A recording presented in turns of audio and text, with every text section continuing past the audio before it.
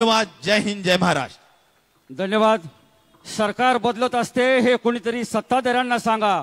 सरकार असलं की कुत्रं पण वाघ होतं, पण सरकार बदलले की कुत्र्याला तो कुत्रे असल्याची जाणीव होते. खरा वाघ तोच असतो जो सत्तेत नसताना डरकाळी फोडतो. माननीय आमदार जितेंद्रजी आव्हाड साहेब यांना विनंती आहे आपण या ठिकाणी आपलं मनोगत व्यक्त करावं.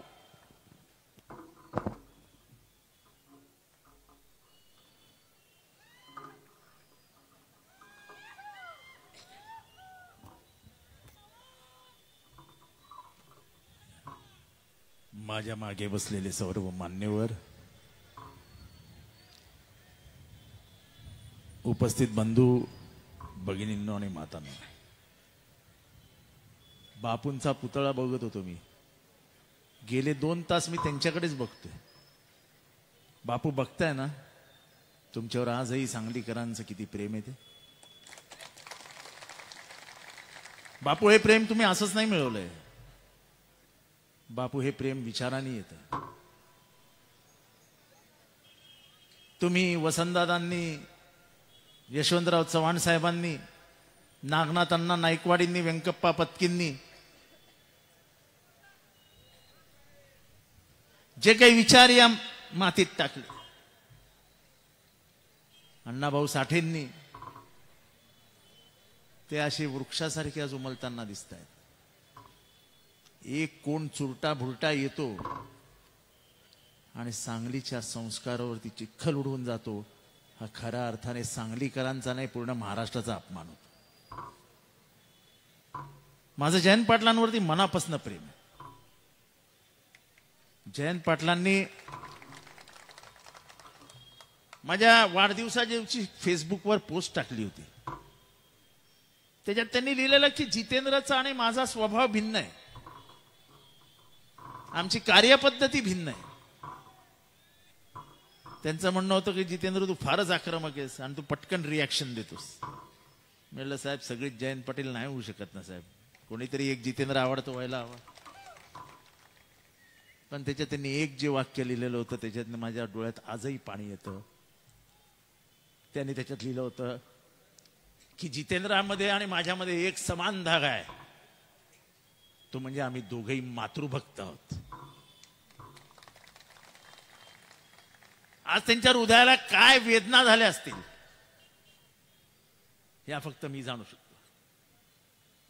एखाद्याच्या आईच्या चारित्र्याबद्दल असं बोलणं, हे माणुसकी तर सोडूनच द्या, हे नीचातल्या नीच माणसाला तुझा जमणार नाही. महाराष्ट्रातल्या राजकारणाने निचोत्तम पातळी गाठली, निचोत्तम पातळी गाठली. आई वेळा आहे तो जयंतराव, काय बोलता तुम्ही? अमोल कोल्हेजी, मला 2004 साली आलं आठवलं, जेव्हा जेम्स लेनचं पुस्तक आलं. ही यांची ठरलेली नीती आहे, ह्यांची ठरलेली नीती आहे की एखाद्या मोठ्या नेतृत्वाला बदनाम करायचं असेल की त्याच्या आईवर हात घाला, त्याच्या आईवर चिखल उडवा. शिवाजी महाराजांबद्दल असंच लिहिलं होतं जेम्स लिननी. आणि त्यांना समर्थन करणारे हे शनिवारवाड्याचे वीर होते. काय लिहिलं होतं जेम्स लिननी?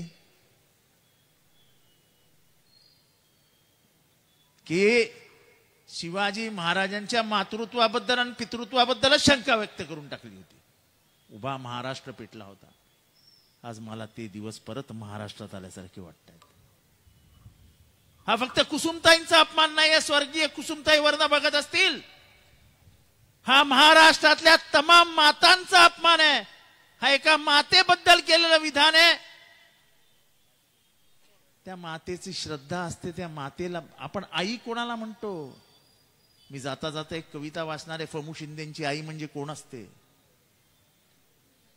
आई म्हटलं की विषय संपला, हो संपला. मला राजकारणावर बोलायचंच नाही. कुत्तर, मांजर, डुकर, पिकर, मला काही बोलायचं नाही. त्यांचा मला अपमान करायचा नाहीये. मला नात्याबद्दल बोलायचंय, मला हृदयाबद्दल बोलायचंय. राजकारण गेलं गाढवाच्या जी मध्ये. काय माणुसकी उरली आहे की नाही तुमच्यात आणि माझ्यात? माझी खात्री आहे, किंबहुना माझा विश्वास आहे की माझ्या हातनं जर चुकून एखादं वाक्य जरी चुकीचं बाहेर पडलं आत्ता, तर मी गाडीत बसेपर्यंत पवार साहेबांचा फोन आलेला असेल, काय रे माजलास काय, ते हे बोलणार नाहीत पण त्यांच्या भाषेत बरोबर टिपली मारलेली असेल. नेतृत्वाची ही भीती कार्यकर्त्यांच्या मनात कायम असायला हवी. ती कार्यकर्त्यांची भीतीच संपली आहे. कसला सुसंस्कृत पक्ष, कसला कुठला सुसंस्कृतपणा, यांचा ओरिजिनल चेहरा बाहेर पडतोय. हे जे बलाढ्य नेते आहेत त्यांच्या चारित्र्यावरती शिंतोड उडवून त्यांना बदनाम करून छोटं करण्याचं काम केलं जात आहे. हे असं होत नाही. ह्याची सुरुवात आज नाही झाली आहे. तुमच्या सगळ्यांच्या लक्षात येईल की ह्या गँग मधल्याच एकाने शरद पवारांच्या घरी माणसं घुसवली होती. आठवतंय? आठवतंय का? एसटीचं आंदोलन चालू होतं आणि 100 दारुडे धावत धावत पवार साहेबांच्या घरात घुसण्याचा प्रयत्न झाला. शरद पवारांची नात जर गॅलरीत आली नसती आणि तिने जर खालनं धावत येणारी ती माणसं बघितली नसती तर प्रसंग काय ओढवला असता हे मी वेगळं सांगायला नको. ही महाराष्ट्राची संस्कृती आहे की एका 85 वर्षाच्या म्हाताऱ्याच्या घरात म्हातारा म्हातारी असताना त्यांना आवडणार नाही मी म्हातारा म्हातारी म्हटलेलं, पण ही आपली संस्कृती आहे. उद्या जर त्यांच्या जीवाला काही बरं वाईट झालं असतं, काही इजा झाली असती, तर काय तोंड दाखवलं असतं आपण महाराष्ट्राला. वाटोळं करून टाकलंय महाराष्ट्राच्या संस्कृतीचं. कोणी उठतं काहीही बोलतं, कोणालाही अरेतुरे करतं.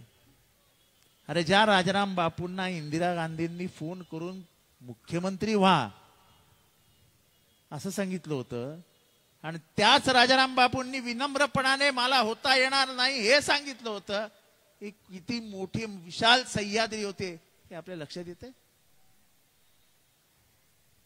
आज पी.के. अण्णा पाटलांचं नाव निघालं, पण चंद्रशेखरजींबरोबर अख्खा महाराष्ट्र पालथा घालणारे कोण नेते असतील ज्याने अख्खा महाराष्ट्र पायाखाली घालून अख्खा महाराष्ट्र फिरले असतील तर त्याच्यातलं एक नाव हे इथे आहेत, राजाराम बापू. दिलीप पाटील भाग्यवान आहात की तुम्ही अशा नेत्यांच्या हाताखाली तयार झाले. यांनी काय शिकवलं महाराष्ट्राला? सुसंस्कृतपणा. शिक्षणाने श्रीमंत करून टाकला. मी नेहमी म्हणतो, विशाल पाटील बसलेत की वसंतदादा पाटलांचं शिक्षण किती होतं? कितवी? 4थी पास होते ना, 4थी पास. पण महाराष्ट्रातली पोरं मणिपालला जाऊन इंजिनिअरिंग का शिकतात? ती महाराष्ट्रातच शिकली पाहिजे लाडसाहेब असं म्हणत अख्ख्या महाराष्ट्रामध्ये इंजिनिअरिंग कॉलेज आणि मेडिकल कॉलेजचा पाऊस पाडणारा पहिला शिक्षण महर्षी कोण? तर वसंतदादा पाटील. अरे ही ओळख आहे महाराष्ट्राची. लोक मला प्रश्न विचारतात, शिंदे साहेब आता सांगायला हरकत नाही की तू मंगळसूत्र चोर का ओरडलात. मी खरंच सांगतो, मी गेल्या अनेक वर्षामध्ये त्या माणसाचं नावच घेतलेलं नाही. मी कधीच त्या माणसाचं नाव घेत नाही. मी असं चालत येत होतो. मी चालत असताना हे 4-5 माणसांबरोबर बाजूला उभे होते. मला बागून आवाज आला की हा बघ आला रे लांड्यांचा भडवा. मी जितेंद्र आव्हाड आहे. मी शांतपणाने ऐकून घेणाऱ्यातला जयंत पाटील नाही. माझा तोल सुटला आणि मी मंगळसूत्र चोर ओढलं. नाव थोडी कुणाचं घेतलं होतं. मी कुणाचं नाव घेतलं होतं का? मी कुणाचं नाव मंगळसूत्र चोर म्हणून कुणाचं नाव घेतलं होतं का? मग एवढा राग कशाला आला रे बाबा?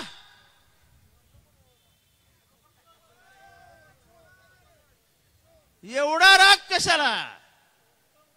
दुसऱ्या दिवशी माझ्या अंगावर गाडी घातली. हे मी नाही सांगत, बीड मध्ये ज्या संतोष देशमुखची हत्या झाली त्या धनंजय देशमुख माझ्या बरोबर होता. असा जोरात डॉन स्टाईल दरवाजा उघडला लाथ मारून, तो दरवाजा लागला धनंजय देशमुखला. धनंजय देशमुख म्हणाले ही कुठली पद्धत आहे साहेब? म्हटलं जाऊन दे रे बाबा, हे भाई लोक आहेत सध्याची. आणि आम्ही दोघं असे बाजूने निघून गेलो. त्याच्यानंतर जे काय झालं ते उभ्या महाराष्ट्राने बघितलं. पण अशी माणसं आपण महाराष्ट्राच्या विधानसभेत आणून ठेवली आहे की त्यांना महाराष्ट्राच्या विधानसभेचं वैभवच माहित नाही. हे दुर्दैव आहे. आणि हे सगळं का केलं गेलं? मेहबूब बोलला ते बरोबर आहे. वडार की कहानी छिपानी है, इसलिए जयंत की कहानी बनानी है. वडार नावाच्या इंजिनियरनी आत्महत्या केली असं दाखवून संपूर्ण खून प्रकरण दाबण्याचा प्रयत्न या माध्यमातून केला जातोय. आणि त्यासाठी नाव कोणाचं वापरलं गेलं तर स्वर्गीय तुमचे माझे या भूमीचे पुत्र ज्यांनी महाराष्ट्राला वैभव प्राप्त करून दिलं असं राजाराम बापूंचं आणि त्यांच्या पत्नीचं.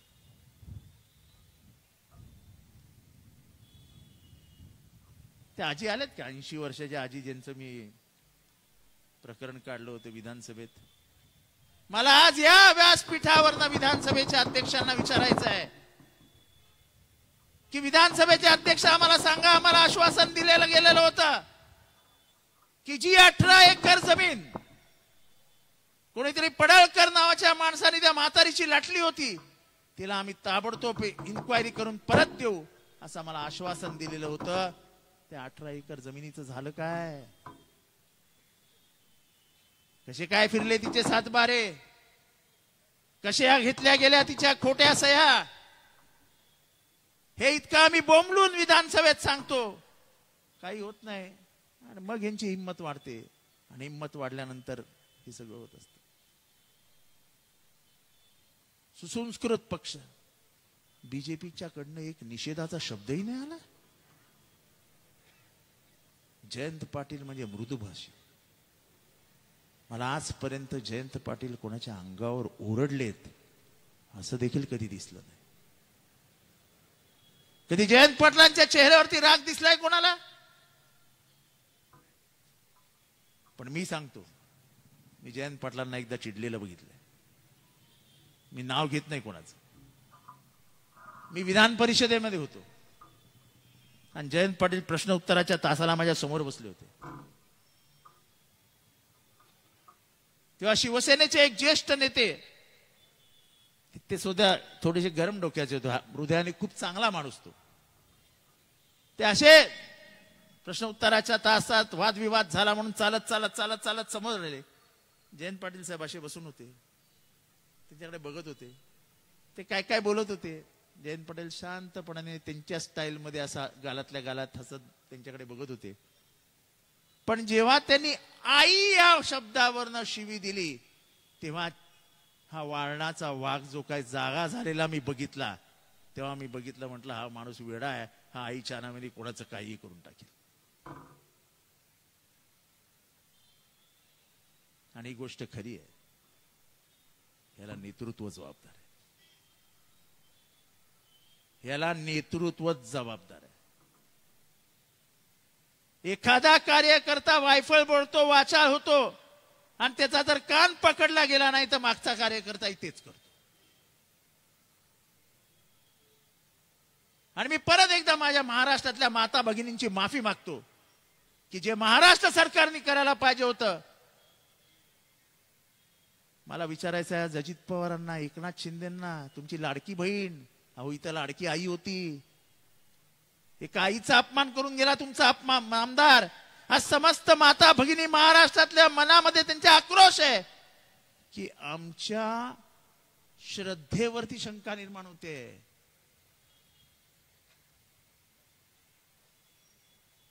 आज तुम्ही माफी मागणार की नाही महाराष्ट्रातल्या माता भगिनींची?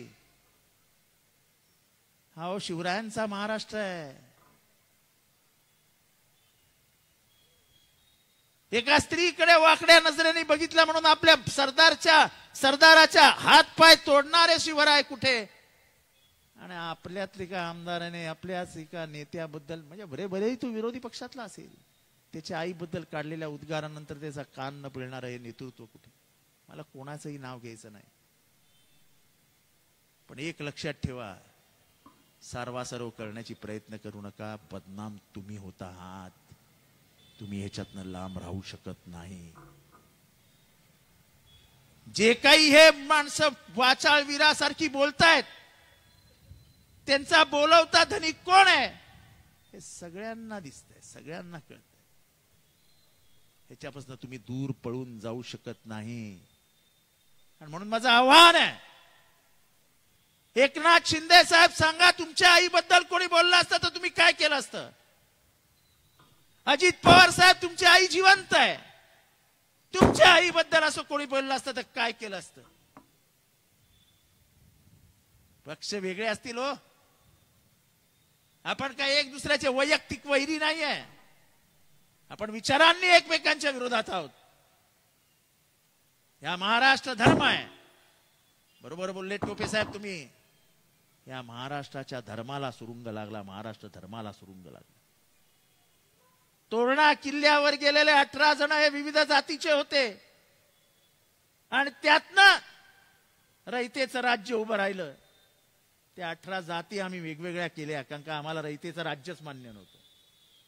आम्ही पेशवाईचे वारसदार आहोत, आम्ही रयतेच्या राज्याचे वारसदार नाही. आणि म्हणून आम्हाला धनगराला वेगळं काढायचंय, आम्हाला मराठ्याला वेगळं काढायचंय, आम्हाला वंजाऱ्याला वेगळं काढायचंय, आम्हाला साळ्याला वेगळं काढायचंय, आम्हाला क्षुद्रांना वेगळं काढायचंय. आणि या सगळ्यांना आपापसातलं लढवायचंय. म्हणजे करायचंय काय? तर शिवाजी महाराजांनी निर्माण केलेला महाराष्ट्र धर्मच एकदा गाडून टाकायचंय. आम्हाला शिवाजी महाराजांचा इतिहासच संपायचा. आणि म्हणून आम्ही बोलतो कशावर? तर औरंगजेबाच्या कबरीवर, की जी औरंगजेबाची कबर आमची ओळख आहे, इतिहास साक्षी आहे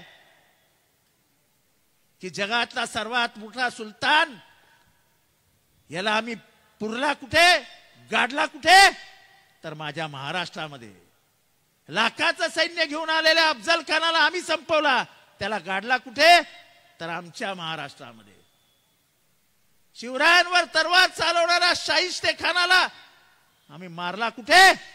आमच्या महाराष्ट्रामध्ये. ही इतिहास पुसण्याची तुम्हाला काही काय झाली आहे?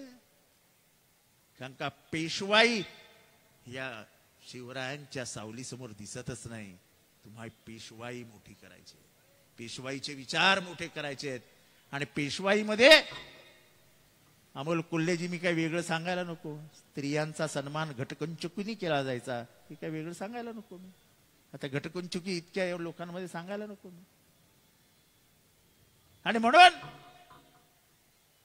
आज मला कौतुक वाटतंय. मी दिलीप पाटलांना विचारलं आणि मला तारीख लक्षात नव्हती. आज राजाराम बापू पाटलांना जाऊन 50 वर्ष झाली. 50 वर्ष. पण प्रत्येकाच्या डोळ्यातलं प्रेम बघून आज मन भरून येतं की माणसांनी कशी माणसं घडवली. आज जेव्हा दिलीप पाटील बोलत होते, दिलीप पाटलांचे फक्त अश्रू येणं राहिलं होतं. ते ज्या आस्थेने बोलत होते, ज्या आदराने बोलत होते. एखाद्या माणसाला आपल्या नेत्याबद्दल किती प्रेम असावं हे आता काय राहिलं नाही. होते बरोबर बोलले. रात्री आपल्या बरोबर जेवायला बसतो, सकाळी चहाला दुसऱ्याच्याच घरी गेलेला असतो. महाराष्ट्राच्या राजकारणात काहीच खरं राहिलं नाही. सिर्फ लक्ष्मी दर्शन. 50 कोटी, 100 कोटी, 200 कोटी. मानसिंगराव येतात ना ऑफर आपल्याला. ते असं आहे. आता विकत घ्यायचं माणसांना. माणसांचं मोल ठरलंय. पूर्वीच्या काळात माणसं अनमोल होती, अनमोल. मी विद्यार्थी दशेत होतो, यांनी सोयाचं काम करायचो.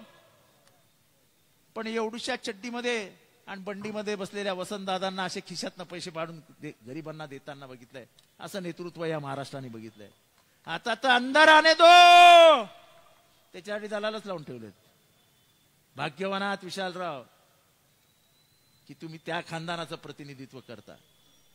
आणि म्हणून हे राजकारण वगैरे जाऊ द्या, हे होत राहील. पण जे काय या महाराष्ट्रात चालू आहे, ही तुकारामाची भूमी आहे, ही माझ्या माऊलीची भूमी आहे, ही डॉक्टर बाबासाहेब आंबेडकरांची भूमी आहे, ज्यांनी तुम्हाला आणि मला संविधान दिलं. आणि म्हणून मी आईवरची एक शेवटची कविता वाचून आपल्या शब्दांना विराम देतो. खर तर मला हा सगळा विचार राजकारणाच्या दिशेने न्यायचाच नाहीये. जो माणूस बोललाय तो एका आईला बोललाय. आणि असा माणूस जन्माला यायचा आहे की ज्याला आई आठवली की डोळ्यात थेंब येत नाही, असा माणूस या जगात जन्माला यायचा आहे. ते जयंत पाटील असो नाही तर जितेंद्र आव्हाड असो नाही तर तुमच्यातलं कोणीही असो, आईच्या वर्षश्राद्धाला डोळ्यात पाणी येतं की येत नाही? येतं की येत नाही? येतं ना? मग आज विचार करा, जेव्हा कुसुमताईंवर, स्वर्गीय बापूंवर जेव्हा बोललं गेलं, तेव्हा या मृदभाषी सुस्वभावी जयंत पाटलांच्या डोळ्यात काय आलं असेल? तो माणूस दाखवणाऱ्यातला नाहीये. त्यांचा एक स्वभाव आहे, त्यांच्या चेहऱ्यावर तुम्हाला वेदना कधी ते दाखवणार नाहीत. मी नेहमी म्हणतो की शरद पवारांच्या डोळ्यात अश्रू येत नाही म्हणून शरद पवारांना हृदय नाही असं समजू नये. शेवटी तो पण माणूसच आहे. रात्री तोही एकटाच असतो आणि एकटा असल्यावरती तोही विचार करत असेल, माझं चुकलं काय, हे मला का सोडून गेले. सगळंच काही उघड्यात दाखवायचं नसतं. माणसाला एकांतपणा खातो कधीतरी, आणि तेच जयंत पाटलांच्या बाबतीत घडत असेल. माझी खात्री आहे की हे वाक्य ऐकल्यानंतर जयंत पाटील एखाद्या खोलीत बंद करून ढसाढसा रडले असतील, ढसाढसा रडले असतील.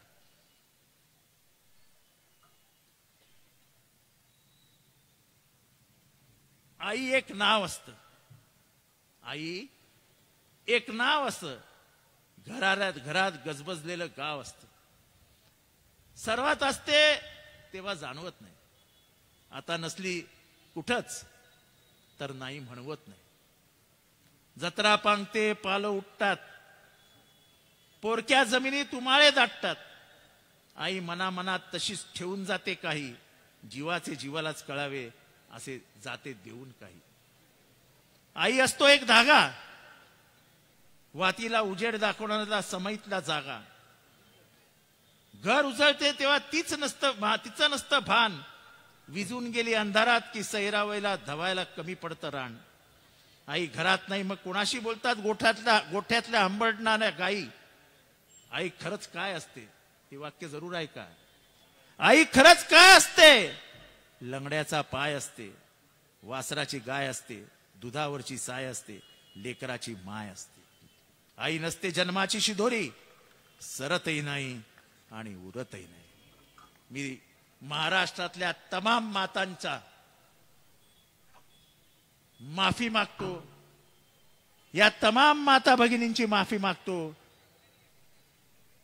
की या महाराष्ट्रामध्ये असे नीच माणसं कशी काय जन्माला आले रे शिवराया.